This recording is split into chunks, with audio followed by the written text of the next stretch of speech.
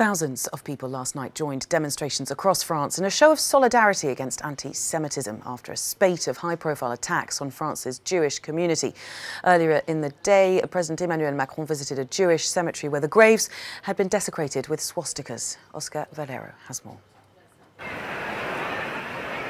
Thousands of people rallied across France after a surge of anti-Semitic attacks in recent weeks. In Paris, they chanted enough of these actions. Many French leaders from the main parties were present at this demo, among them former presidents François Hollande and Nicolas Sarkozy. It's an attack against the Republic, and it's essential that faced with this risk, our institutions uphold their values and stay united. And they need to say we cannot accept and tolerate this resurgence. A certain number of individuals provoke and insult the authority of the state, and the government must answer back. I'm sure that it will, but it has to do it now, and with extreme firmness. It's something that strikes fear, that brings back bad memories. We want to show younger generations that there's another path to take other than this one. There were also demonstrations in Marseille, Lille, Strasbourg and Toulouse. But there were also fresh attacks. Vandals daubed swastikas and anti-Jewish slogans on 96 graves in a Jewish cemetery on Quaternheim, near the eastern city of Strasbourg. President Emmanuel Macron paid his respects and comforted the shocked Jewish community of this small town.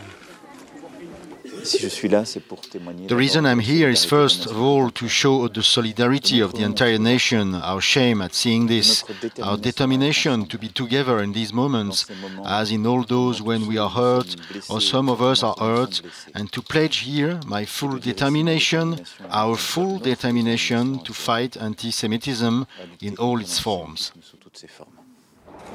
Figures released last week showed there were more than 500 anti-Semitic attacks in France in 2018, a 74% increase from 2017. Oscar Valero, Euronews. Well, let's stay with this subject. Valérie Goriot, our reporter, is in the studio to talk about it a little bit more with us this morning. Hi, Valérie. What do you think is behind this increase in anti-Semitic acts in France? Well, there has been a combination of factors. First, we see a resurgence of what can be described as a traditional form of anti-Semitism, which the French Prime Minister, Edouard Philippe, actually described as being deeply rooted in the French society for a very long time, and it usually comes out whenever there's economic strife. You see the old conspiracy theories come out, along with expressions of resentment towards the elite to which Jews are often assimilated, and actually the fact that French President Macron used to be a banker at Rothschild was often spoken about on the edges of the Yellow Vest demonstrations. But another form of anti-Semitism, more contemporary, has been rising with the increased criticism of Israeli policies. And since the second Intifada in 2000, whenever there has been a peak in the Israeli-Palestinian conflict, there have been peaks in anti-Semitic acts in France. As after Operation Cast Lead or Protective Edge, or recently last summer, the so-called Kite War. So anti-Zionism is often used as a pretext for anti-Semitic acts, which have been increasingly violent in France, and there have been several murders in the past few years. And this narrative has been used both by extreme right-wing and left-wing parties, as well as radical Islamist groups. Yeah, it's not only France, though, is it, that's seen this rise in anti-Semitic acts. It's also happened in other countries across Europe. Absolutely, Belle. Anti-Semitism has been on the rise sharply everywhere. It's 74% in France last year. It's over 60% in Germany. And also it's been increasing. I mean, these acts have been increasingly violent everywhere.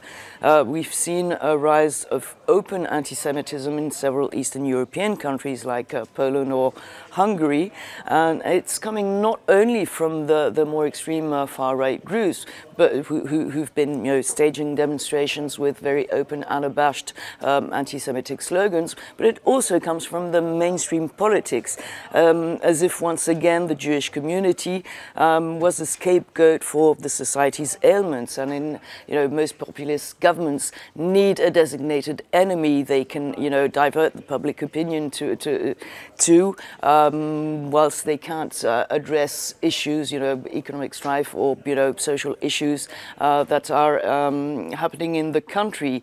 And of course the usual suspects are immigrants, Europe, Muslims and Jews.